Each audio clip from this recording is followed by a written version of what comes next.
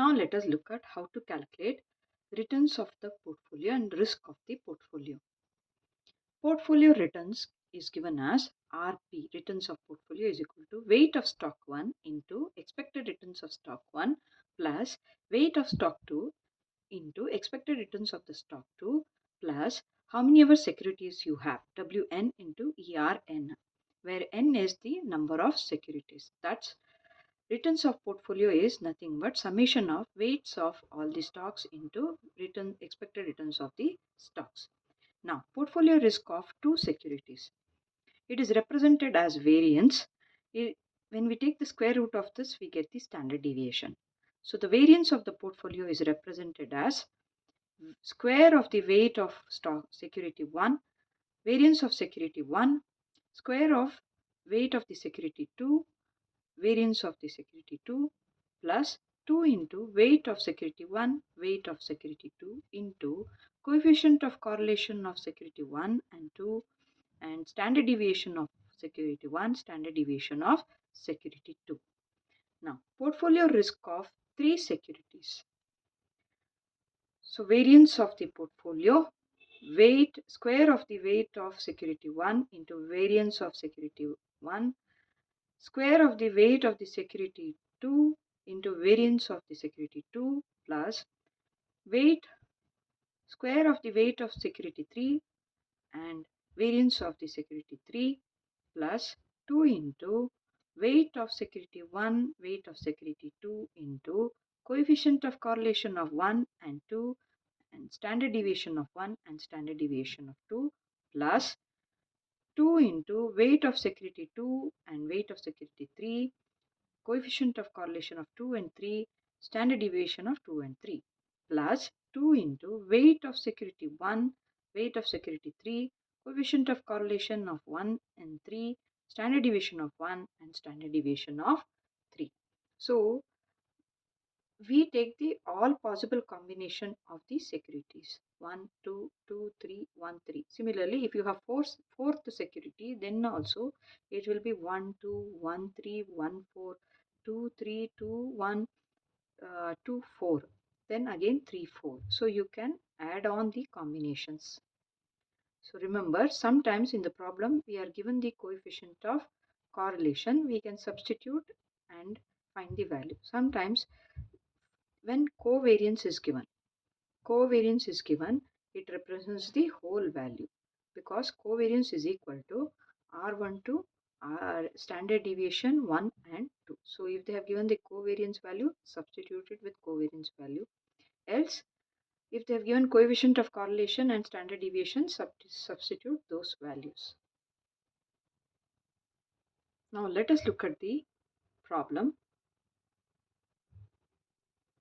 The problem: L and M have yielded the following returns for 2 years, security L and M. So we have 2 years, returns of L 12, 18, returns of M 14, 12. Find out the standard deviation of each stock. What is the covariance and coefficient of correlation between the stock L and stock M? What is the portfolio return and risk of a portfolio made up of 60% of stock L and 40% of stock M? The solution. Note, this problem has no probability. So you'll apply all the formulas that are related to no probability.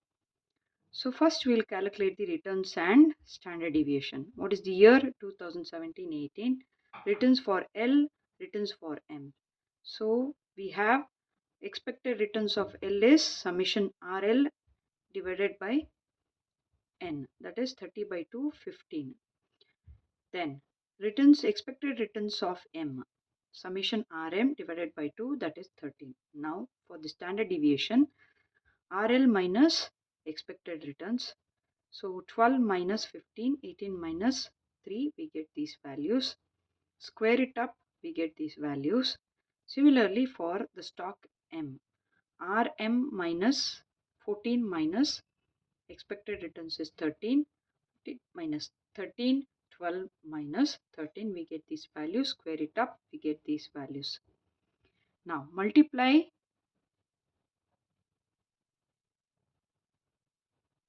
RL minus R dash L and RM minus RM dash to further calculate the values of covariance. Okay.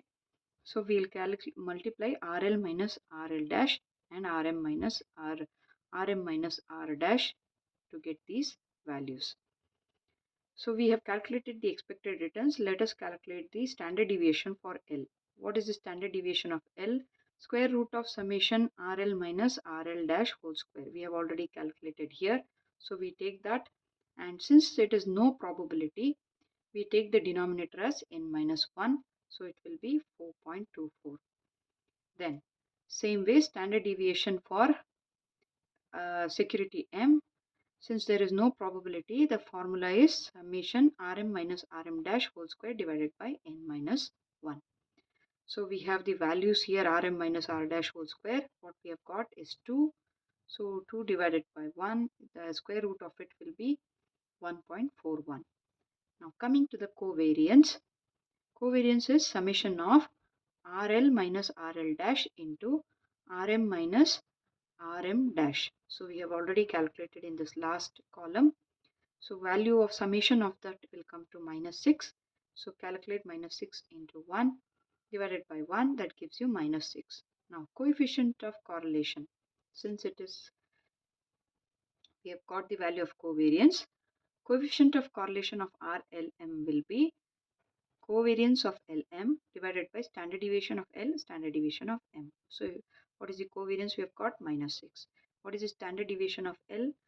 4.24. Standard deviation of M 1.41. Substitute the values and we get these values. Now portfolio return. We are coming to the portfolio return. Returns of the portfolio is equal to summation weight of L into expected returns of L plus weight of M into expected returns of M. So in the question, if you see, 60% of stock is L and 40% of stock is M. So it will be 0.6 and 0.4.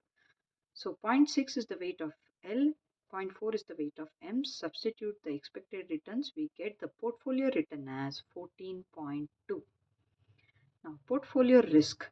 What is a portfolio risk? Square of the weight of L and to variance plus square of the weight of M into variance plus 2 into weight of L, M and coefficient of correlation and standard deviation of L and M. So substitute the values. Weight of L is 0.6, take the square. Here we don't, variance is not given directly, we have the standard deviation. So put the standard deviation and take the square of it. So we have to be careful here. If the variance is given, write it directly. If standard deviation is given, then put the square. That's very important. Then 0.4 whole square into 1.41 whole square plus 2 into what is the weight of L? 0.6, weight of M 0.4, and what is the coefficient of correlation? Minus 1.0036. And what is the standard deviation of L and M? We substitute those values. See here we have both the values of covariance and coefficient of correlation. So as I discussed earlier, this value what we have, coefficient of correlation into standard deviation of L and M, can be substituted with covariance of L and M, that is minus 6. Okay, we can do that way also, or you can solve in this way only depending on the information given. So either way we get the portfolio risk as 3.9.